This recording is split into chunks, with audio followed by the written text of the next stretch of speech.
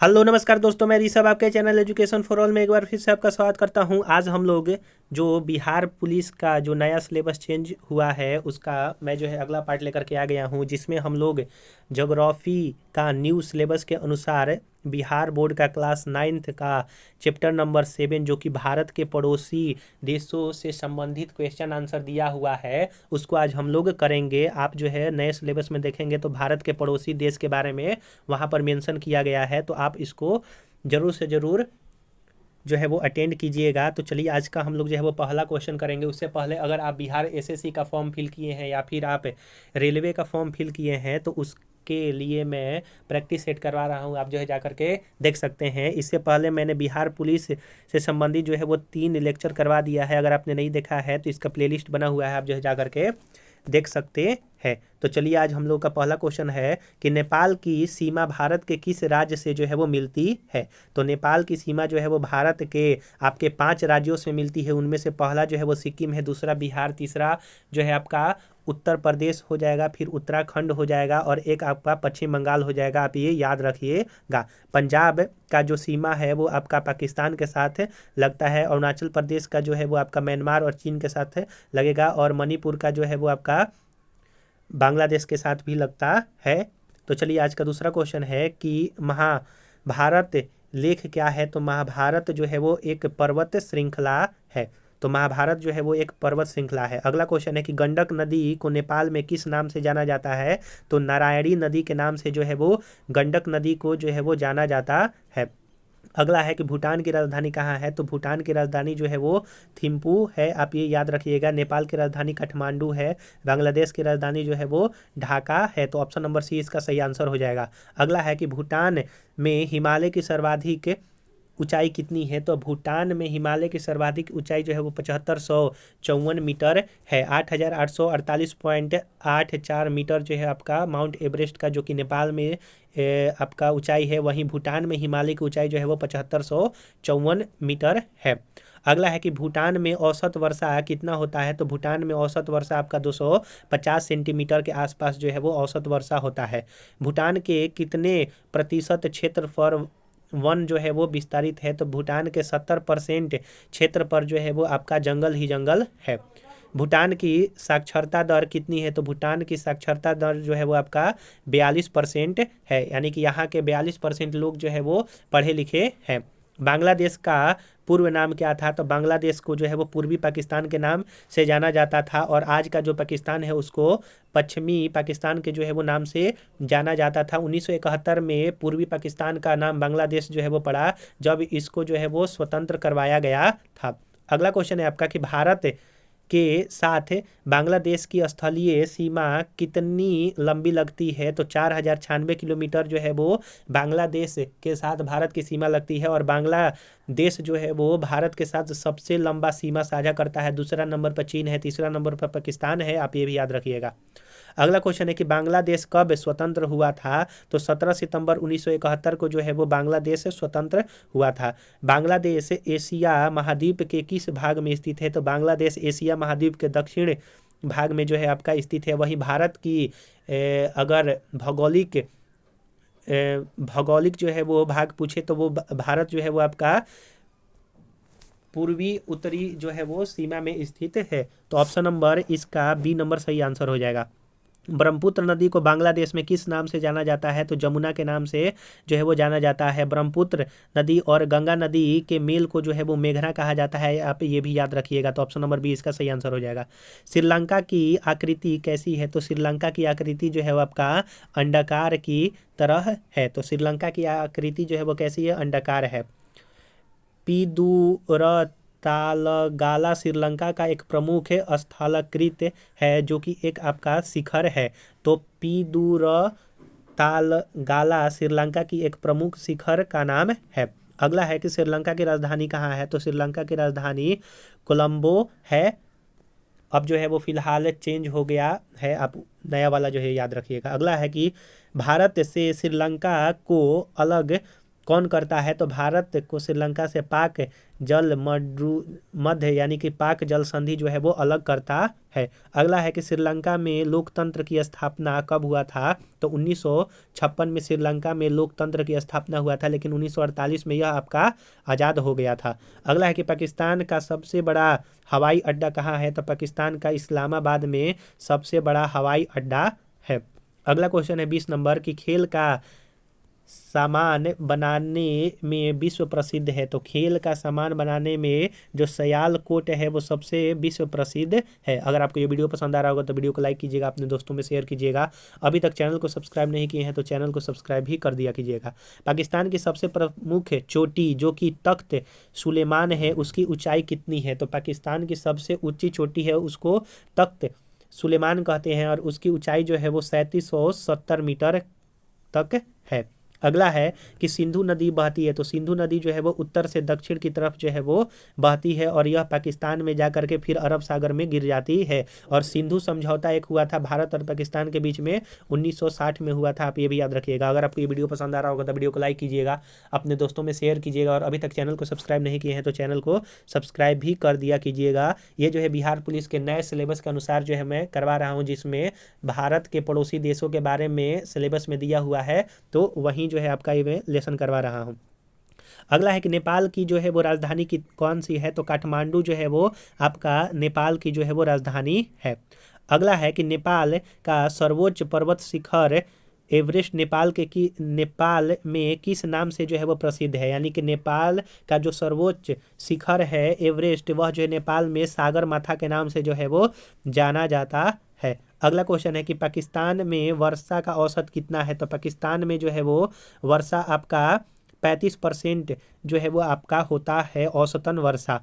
अगला है वहीं अगर भारत की हम लोग बात करें तो भारत में 118 सेंटीमीटर के आसपास जो है वो वर्षा होता है। भारत में सबसे ज़्यादा वर्षा जो है वो मानसून राम में होता है, जहां पर औसतन वर्षा जो है वो 1392 सेंटीमीटर होता है, आप ये भी याद रखिएगा। अगला क्वेश्चन है कि पाकिस्तान की कितनी प्रतिशत भूमि कृषि योग्य है? तो 19% जो भूमि है आपका पाकिस्तान की कृषि योग्य है। अगला क्वेश्चन है आपका कि पाकिस्तान की कितनी प्रतिशत जनसंख्या कृषि में संलग्न है? तो 72% लोग जो है वो पाकिस्तान के लोग जो है वो जनसंख्या कृषि में संलग्न है। अगला क्वेश्चन है कि पाकिस्तान में कितने प्रतिशत भूभाग पर वन है? तो पाकिस्तान में आपका 3% भूभाग पर जो है वो वन है। वहीं हम लोगों ने पीछे पढ़ा कि भूटान में जो है वो लगभग 70% क्षेत्र पर जो है वो वन है। अगला है कि पाकिस्तान में कितने प्रतिशत कृषि भूमि की सिंचाई सुविधा उपलब्ध है? तो यानी कि पाकिस्तान में कितने प्रतिशत कृषि भूमि को सिंचाई सुविधा उपलब्ध है? तो आपका 63% है। ऑप्शन नंबर ए जो है वो सही आंसर हो जाएगा, 63%। अगला है कि लौह इस्पात का उत्पादन पाकिस्तान में कहाँ होता है? यानी कि लोहा का उत्पादन होता है पाकिस्तान में, वो आपका मुल्तान क्षेत्र में होता है। अगला क्वेश्चन है कि पाकिस्तान के उत्तर पश्चिम में किस प्रकार की मिट्टी पाई जाती है? यानी कि पाकिस्तान का जो उत्तर पश्चिम क्षेत्र है, यानी कि ये वाला क्षेत्र में पाकिस्तान के जो है वो पथरीली मिट्टी जो है वो पाया जाता है। अगला क्वेश्चन है कि निम्नलिखित में से कहाँ खनिज तेल का उत्पादन पाकिस्तान में किया जाता है? तो खनिज तेल का उत्पादन जो है वो खैरपुर में जो है वो पाकिस्तान में किया जाता है।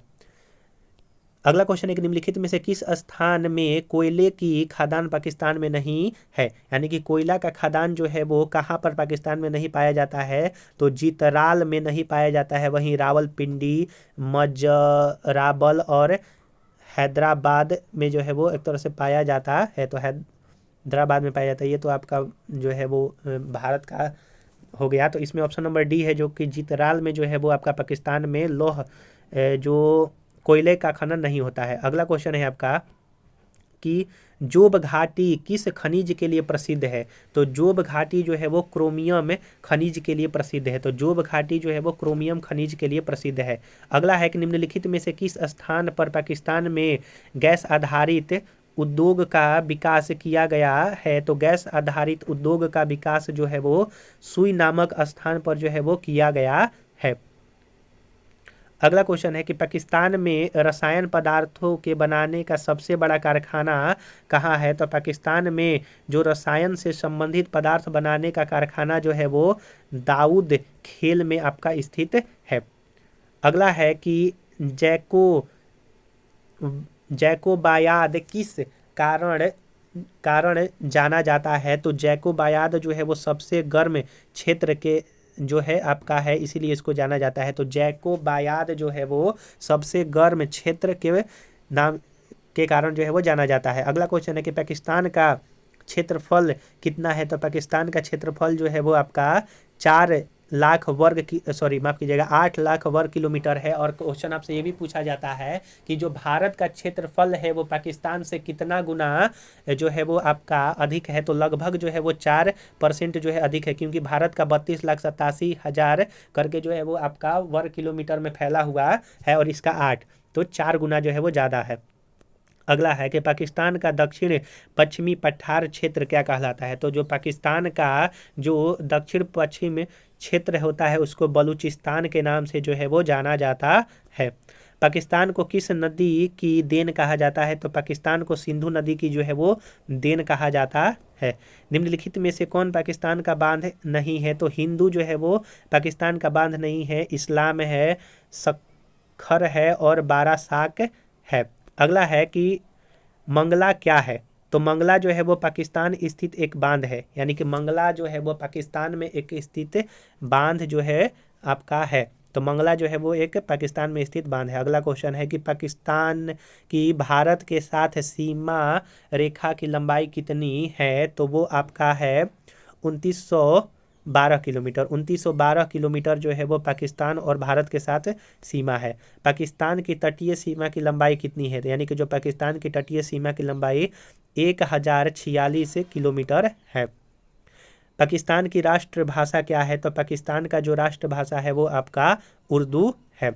अगला क्वेश्चन है पाकिस्तान की जनसंख्या लगभग कितनी है? तो 17 लाख करोड़ जो है वो पाकिस्तान की जनसंख्या है।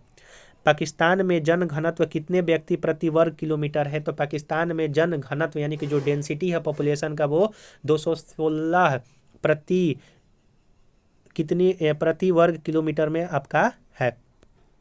अगला है आपका कि इस्लामाबाद का तापमान औसतन जनवरी और जून में कितना डिग्री सेल्सियस होता है? तो इस्लामाबाद में टेम्परेचर जो है वो जनवरी से जून में लगभग आपका 2 से 40 डिग्री सेल्सियस के बीच में हो रहता है। पाकिस्तान का सबसे बड़ा हवाई अड्डा कहाँ है? तो इस्लामाबाद में सबसे बड़ा हवाई अड्डा है।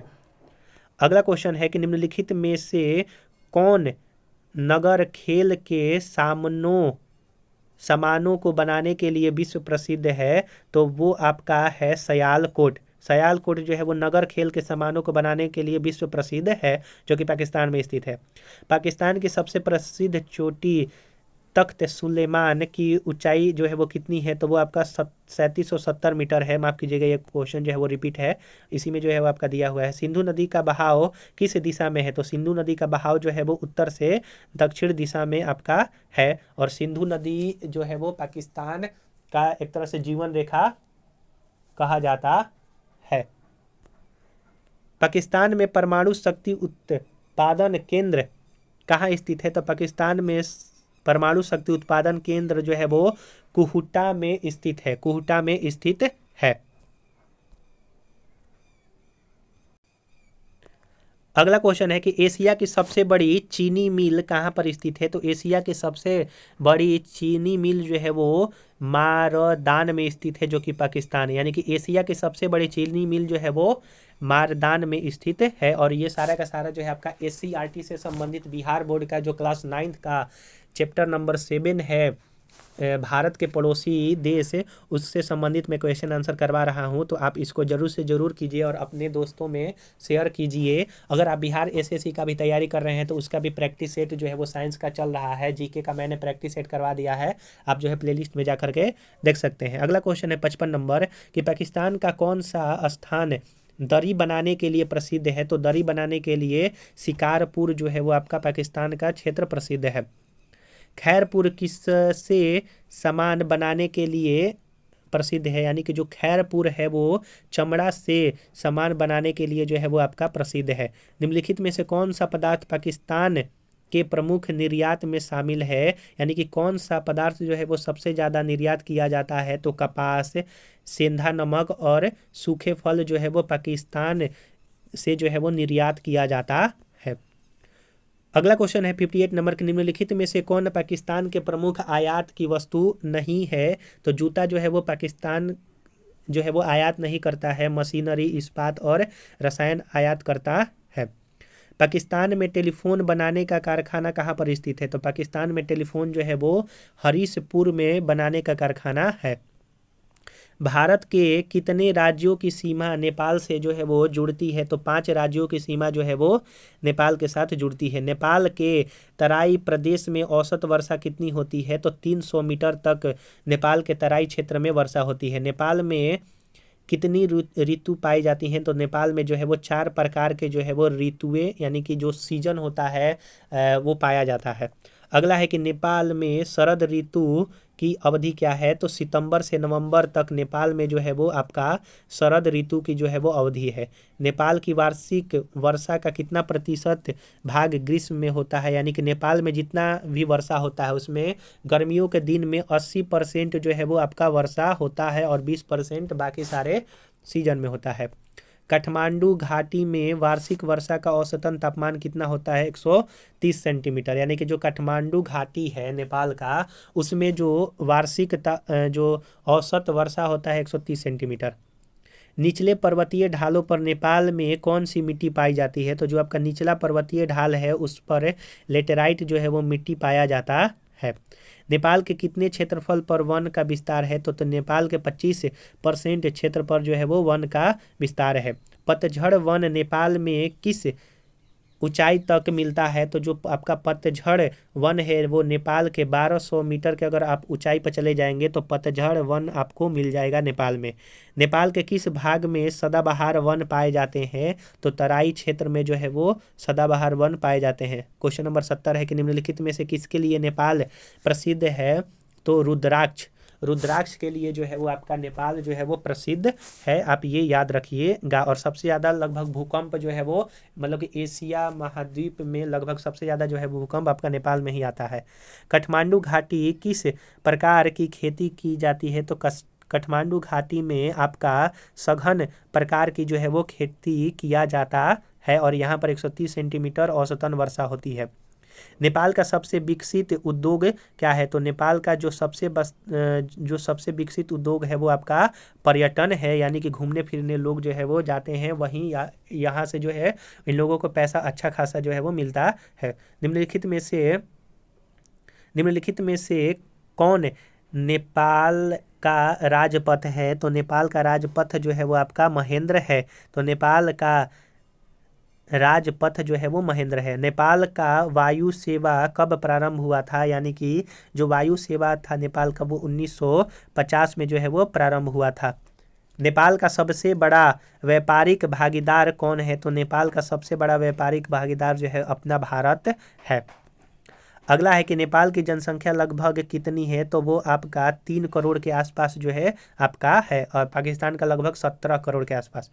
नेपाल के किस भाग में सप्तकोशी नदी बहती है? तो सप्तकोशी नदी जो है वो पूर्वी भाग में, नेपाल के पूर्वी भाग में जो है वो सप्तकोशी नदी बहती है।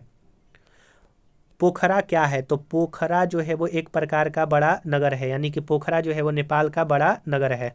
नेपाल में राजतंत्र किस वर्ष समाप्त हुआ? तो 2008 में जो है वो राजतंत्र समाप्त होकर के डेमोक्रेसी वहां पर आया। नेपाल का प्रसिद्ध खनिज कौन सा है? तो अभ्रक जो है वो नेपाल का प्रसिद्ध खनिज है। अगला है कि नेपाल का कितना प्रतिशत भूभाग